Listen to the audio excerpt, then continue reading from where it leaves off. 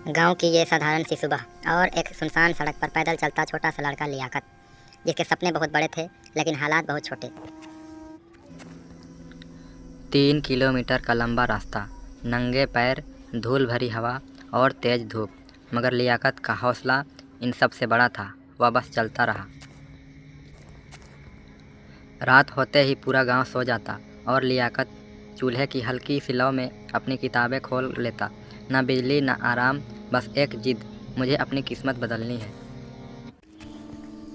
कई लोग उस पर हंसते थे, कहते थे अरे इस गांव का बच्चा क्या ही कर लेगा। लियाकत सर झुका लेता, पर दिल में एक आवाज़ हमेशा कहती, एक दिन सबको जवाब दूंगा।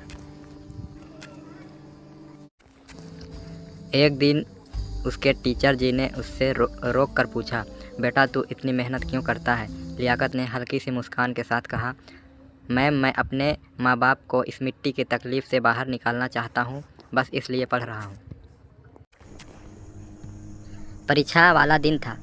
हाथ पसीने से भीग रहे थे, दिल तेज धड़क रहा था, लेकिन लियाकत ने खुद से धीरे से कहा, डर मुझे रोक नहीं सकता, आज मैं अपना पूरा दम लगाऊंगा। जब रिजल्ट आया, लियाकत की आंखें थम गई। वही लड़का जिसे लोग कम आंकते थे, आज टॉप 3 में था। गांव वाले हैरान थे और लियाकत बस चुपचाप मुस्कुरा रहा था। मेहनत कभी धोखा नहीं देती। लियाकत को स्कॉलरशिप मिली। पहली बार उसके हाथ में नया बैग था। जब वो शहर जाने वाली बस में चढ़ा तो पीछे उसका छोटा सा गांव था और आगे उसकी नई जिंदगी। दिल में बस एक बात गूंज रही थी, अब दुनिया को दिखाना है कि गांव का बच्चा भी उड़ सकता है।